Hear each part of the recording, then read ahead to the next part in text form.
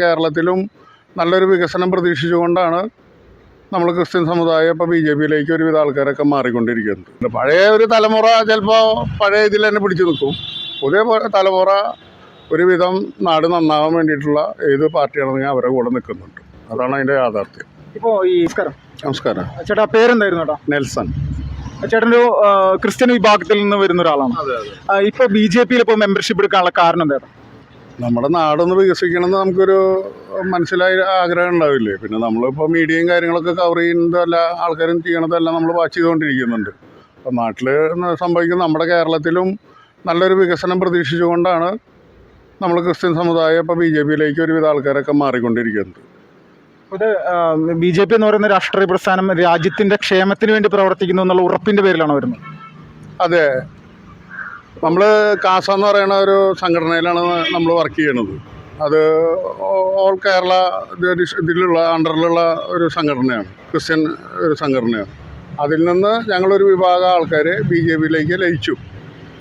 അത് നാടിന് വേണ്ടിയിട്ടും ഞങ്ങൾക്ക് നമ്മുടെ നാട്ടിലുള്ള ജനങ്ങളിലുള്ള ആൾക്കാർക്ക് വളരുവാൻ വേണ്ടിയിട്ടും ഇപ്പോൾ നമ്മുടെ കേരളത്തിലൊന്നും ഒരു വീടുകളിലും ഒരു 17-18 വയസ്സ് കഴിഞ്ഞിട്ടുള്ളൊരു മക്കൾ പോലും ഇവിടെ പഠിക്കുന്നില്ല. അല്ല കാനഡയിലും ജർമ്മനിയിലും അവിടെ ഇവിടെയൊക്കെ പോയിട്ട് പഠിക്കുകയാണ്. കാരണം നമ്മുടെ നാട്ടിൽ തൊഴിലവസരങ്ങളില്ല.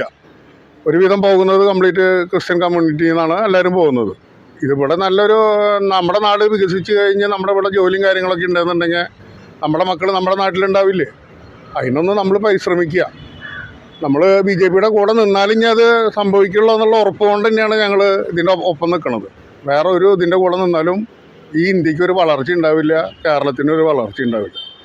ഈ കേരളത്തിൽ ക്രിസ്ത്യൻ സമൂഹം വലിയ തരത്തിൽ അവഗണന നേരിടുന്നുണ്ടോ? ഈ LDF-ൻ്റെ ഭാഗത്തു നിന്നും UDF-ൻ്റെ ഭാഗത്തു നിന്നും അങ്ങനെ ഒരു ചിന്താഗതി ഉണ്ടോ? അങ്ങനെ നമ്മൾ അതിൽ രാഷ്ട്രീയപരമായ രീതിയിൽ നമ്മൾ അതിൽ നോക്കിയിട്ടില്ല. നമ്മളിപ്പോൾ നമുക്ക് നല്ല രീതിയിലെന്ന് തോന്നുന്ന ഒരു രാഷ്ട്രീയ പാർട്ടി BJP ആണെന്ന് തോന്നിയപ്പോൾ നമ്മൾ ഈ ചന്ദ്രേട്ടനോട് ഇവരോടൊക്കെ പറഞ്ഞു നീ എന്തിനാ പേടിക്കണേ, നമ്മുടെ കൂടെ നിൽക്ക്, നമ്മളായിട്ട് സഹകരിക്കുക, നീ ആരൊക്കെയുള്ള എഞ്ചിനീയർ വരാൻ പറഞ്ഞപ്പോൾ ഇവിടെ പലരും പുറത്ത് പറയാൻ ഭയമുള്ള ആൾക്കാർ നിൽക്കുന്നുണ്ട്. പക്ഷേ പുറത്ത് പറയാൻ ഭയമുള്ള ആൾക്കാർ വോട്ടിങ്ങിൻ്റെ സമയത്ത് പുറത്ത് കാണിച്ചു, എങ്ങനെയാണ് വോട്ട് ചെയ്യേണ്ടതെന്നുള്ളത് കാണിച്ചു. അതുകൊണ്ടാണല്ലോ ഇപ്പം അതിനുള്ള ഒരു റിസൾട്ട് പ്രാവശ്യം വന്നിട്ടുള്ളത്. അടുത്ത പ്രാവശ്യങ്ങളിലെ ഇലക്ഷനിലും അത് കാണാം. ഈ ക്രിസ്ത്യൻ സമൂഹത്തിലെ സ്ത്രീജനങ്ങളുടെ ഇടയിലൊക്കെ സുരേഷ് ഗോപിക്ക് വലിയൊരു പിന്തുണ അദ്ദേഹത്തിന് ലഭിച്ചിട്ടുണ്ടല്ലേ? പിന്നെ അതിവിടെ ഇലക്ഷൻ്റെ വർക്കിൻ്റെ സമയത്ത് വന്നപ്പോൾ ഇവിടെ പള്ളികളിൽ വന്ന സമയങ്ങളിൽ അവിടെ ആ വീഡിയോ കവറേജ് ഒന്ന് ചെക്ക് ചെയ്താൽ മതി. വന്ന സമയത്ത് എത്ര ആൾക്കാരാണ് കാണാൻ, സിനിമ നടന്നുള്ള രീതിയിലല്ല. ഈ സുരേഷ് ഗോപിക്ക് ഒരു ക്ലീൻ ഇമേജ് ഉണ്ട്. അത് തകർക്കാൻ പലരും നോക്കുന്നുണ്ട്, അത് നമുക്ക് നോക്കേണ്ട ആവശ്യമില്ല. പക്ഷേ അത് ജനങ്ങളുടെ ഇടയിലും സ്ത്രീകളുടെ ഇടയിലും എല്ലാവരുടെ ഇടയിലും അത് ചെയ്യണമെന്നുണ്ട്. പഴയ ഒരു തലമുറ ചിലപ്പോൾ പഴയ ഇതിൽ തന്നെ പിടിച്ചു നിൽക്കും. പുതിയ തലമുറ ഒരുവിധം നാട് നന്നാവാൻ വേണ്ടിയിട്ടുള്ള ഏത് പാർട്ടിയാണെന്നെങ്കിൽ അവരുടെ കൂടെ നിൽക്കുന്നുണ്ട്. അതാണ് അതിൻ്റെ യാഥാർത്ഥ്യം. ഇപ്പോൾ ഈ സുരേഷ് ഗോപിക്ക് വോട്ട് ചെയ്ത ക്രൈസ്തവ സമൂഹത്തിലെ എല്ലാവരും ഇപ്പോൾ BJP-യിൽ മെമ്പർഷിപ്പ് എടുത്ത് മുന്നോട്ട് വരുന്നുണ്ട് എന്നുള്ള ഒരു കാര്യം മൊത്തത്തിൽ ഇപ്പോൾ പറയുന്നുണ്ട്. അത് ശരിയാണോ? അതെ, ശരിയാണ്. പക്ഷേ ഓപ്പണായിട്ട് ഇങ്ങനെ വരാൻ ഇപ്പോഴൊരു ചെറിയൊരു ഭയം ഇതൊക്കെ ഉണ്ട്. അതിൻ്റെ ഒരു കാലങ്ങളായിട്ട് ഇങ്ങനെ നിൽക്കുന്നതിൻ്റെ ഇതുണ്ട്. പക്ഷേ എന്നാലും മെമ്പർഷിപ്പ് എടുക്കാൻ വേണ്ടിയിട്ട് നമ്മൾ ഓരോരുത്തർ വീട്ടിൽ ചെല്ലുമ്പോൾ ഞങ്ങൾ തയ്യാറാണ്, ഞങ്ങൾ എടുക്കാണ്ട് കുഴപ്പമില്ല. വർക്ക് ചെയ്യാൻ ഞങ്ങൾ ഇറങ്ങില്ല. ഇപ്പോൾ അതിനുള്ള എന്താ വെച്ചിട്ടുണ്ടെങ്കിൽ അവർ വേറെ പാർട്ടികളിൽ വർക്ക് ചെയ്യാൻ ഇറങ്ങാത്ത ആൾക്കാരാണ്. രാഷ്ട്രീയ പാർട്ടികളിൽ അവർക്ക് പ്രവർത്തിച്ചിട്ടൊന്നും കാര്യങ്ങളിൽ. അപ്പം നമ്മൾ വോട്ട് ചെയ്യുക, അതിൻ്റെ കേസാണ് അവർ മെയിനായിട്ട് പറയണുള്ളൂ. മെമ്പർഷിപ്പ് എടുക്കാന്നുള്ളതും ഒരുവിധം പറയുന്നത്. ഞങ്ങളിപ്പോൾ ഇവിടെ ഒരു 1500 വീട്ടുകാരുള്ള ഇടവകയാണ് ഇവിടെ ഉള്ളത്, കോട്ടപ്പടി എന്ന് പറയുന്നത്. അവിടെ ആ സമയത്തൊക്കെ സുരേഷ് ഗോപി വന്ന സമയത്തൊക്കെ അവിടെയുള്ള ആൾക്കാരും എന്തോരാണ് 2-3 മണിക്കൂർ അവിടെ സ്പെൻഡ് ചെയ്തത്, മനസ്സിലായ? അപ്പോൾ അങ്ങനെയൊക്കെ ഒരു ആളിൽ നിന്ന് പ്രതീക്ഷിക്കുന്ന കാരണമല്ലേ എല്ലാവരും ആളിനെയും സപ്പോർട്ട് ചെയ്യണ ആൾ ഞങ്ങൾക്കും വേണ്ടിയിട്ട് ഇതാവുന്നുള്ളൊരു ഇതല്ലേ കാണണതിൽ. ഇപ്പോൾ ഇത് പ്രധാനമായിട്ട് ആരെയാണ് ഇപ്പോൾ BJP-യിൽ പ്രവർത്തിക്കുന്നതിൻ്റെ പേരിൽ ഈ ക്രിസ്ത്യൻ സമൂഹത്തിലെ അല്ലെങ്കിൽ BJP-യിലേക്ക് വരാൻ താല്പര്യപ്പെടുന്ന ആൾക്കാർ ഭയപ്പെടുന്നത്? അങ്ങനെ ചോദിച്ചാൽ എങ്ങനെ പറയാൻ പറ്റുക?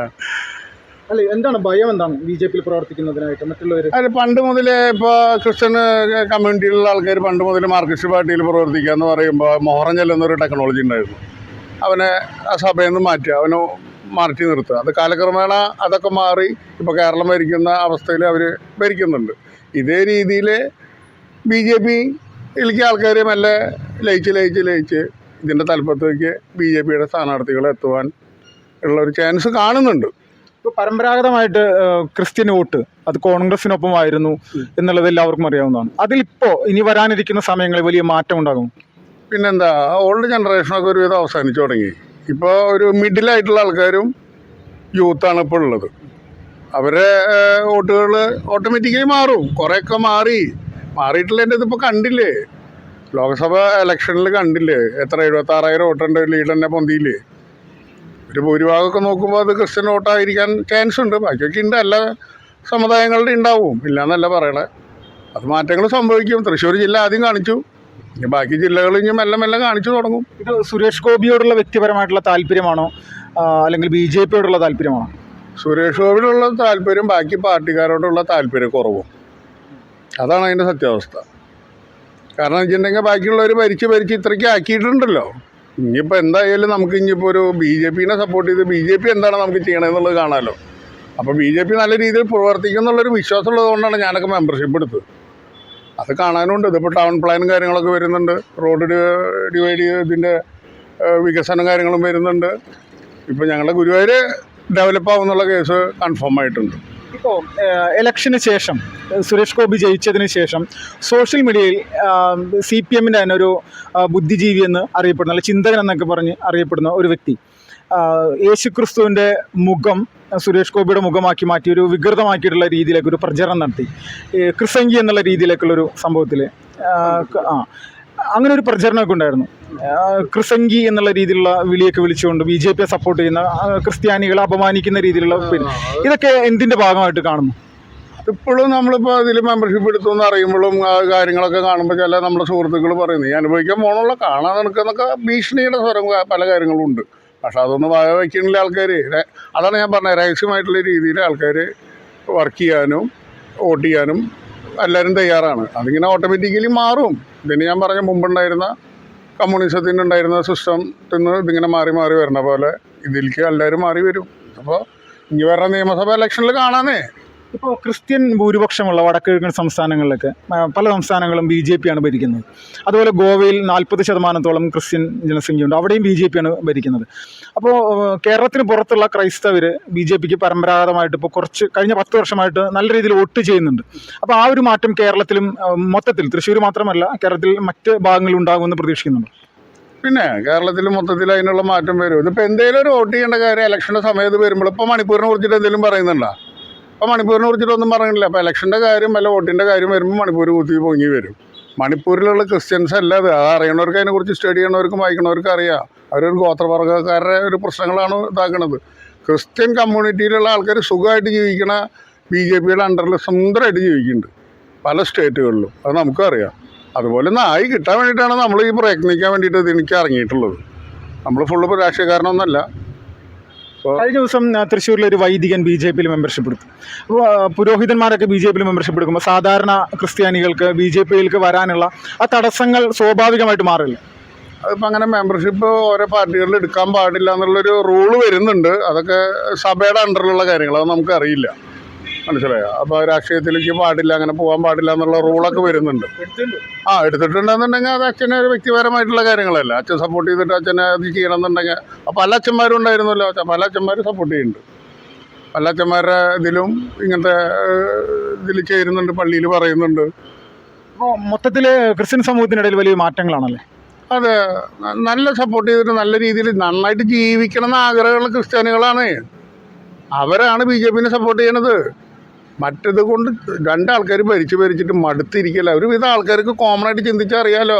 ഞാൻ അവരെ കുറ്റം പറയണത് ഇതല്ല. നമുക്കൊരു തേർഡ് പാർട്ടി ഉണ്ടല്ലോ, BJP എന്ന് പറഞ്ഞൊരു തേർഡ് പാർട്ടി ഇല്ലേ? ആ പാർട്ടിയിൽ നമുക്കൊന്ന് വിശ്വസിച്ചിട്ട് നമുക്കൊന്ന് പ്രവർത്തിച്ച് നോക്കണം. നമുക്ക് എനിക്കിപ്പോൾ ഒരു 48 വയസ്സായിട്ടുള്ളൂ. ഇതിൻ്റെ ഇടയിൽ നമുക്ക് ഇതിൻ്റെ ഒരു വളർച്ച കാണാൻ പറ്റുകയാണെന്നുണ്ടെങ്കിൽ എത്ര ആഗ്രഹമുണ്ട്. എനിക്കൊക്കെ ഒരു 55 വയസ്സാകുമ്പോൾ നമ്മുടെ മക്കളും കാര്യങ്ങളോ അല്ലെങ്കിൽ നമ്മുടെ കൂട്ടുകാരുടെ മക്കളൊക്കെ ഈ നാട്ടിൽ ജോലി ചെയ്ത് ഈ ബാംഗ്ലൂർ അതുപോലെയൊക്കെ ഉള്ള സ്ഥലങ്ങൾ പോലെ നമ്മുടെ നാട് ആയിക്കോട്ടെ. നമ്മുടെ നാട്ടിലെന്തോ ഒരു വളർച്ചയില്ലല്ലോ. തമാശ പറയല്ല, ഒരു വളർച്ചയില്ല. റോഡ് 1.5 മണിക്കൂറാണ് കഴിഞ്ഞ ഞായറാഴ്ച തൃശ്ശൂർക്ക് പോയത്. കുന്നമംഗലത്തുനിന്ന് 1.5 മണിക്കൂർ പിടിച്ചു. വയസ്സായ അമ്മേനെയും കൊണ്ടിട്ട് പെങ്ങളുടെ മുകളിലെ കല്യാണം ഉറപ്പിക്കാൻ വേണ്ടി പോയത്. അറിയോ? ഇതൊന്നും ഇത്ര കാലമായിട്ട് ഇവർക്ക് ഇപ്പോഴും അത് ക്ലിയർ ആക്കാനൊന്നും സാധിച്ചിട്ടില്ല. ഇനി BJP ഒന്ന് കയ്യിലെടുത്ത് നോക്കി നോക്കട്ടെ. വേറെ സ്റ്റേറ്റുകളിൽ പോവാത്ത ആൾക്കാരുണ്ടല്ലോ, അവരിവിടെയുള്ള ആൾക്കാരാണ് BJPനെ സത്യം പറഞ്ഞാൽ എതിർക്കണത്. ഒട്ടക്കിണറ്റിലെ തവള പോലെ. വേറെ സ്റ്റേറ്റുകളിലൊക്കെ ഒന്ന് പോയി അവിടുത്തെ റോഡും അതിൻ്റെ ഡെവലപ്പിങ്ങും കണ്ടുനോക്ക്. അപ്പോൾ അവിടുത്തെ ഏതെങ്കിലും ചെറിയ ചെറിയ കാര്യങ്ങൾ എടുത്തിട്ട് അപ്പോൾ മീഡിയയിലേക്ക് എടുത്തിടും. നല്ല നല്ല കാര്യങ്ങൾ എടുത്തിട്ടില്ല. ഈ കുറ്റം പറയണവർ അതാണല്ലോ സാധാരണ ചെയ്യുക. അതുപോലെ ഒന്ന് കാണാൻ വേണ്ടിയിട്ടാണ് നമ്മുടെ നാടും. വേറെ ഒന്നല്ല. വേറെ ഒരു വികസനം പ്രതീക്ഷിക്കുന്നുണ്ട് നമ്മൾ.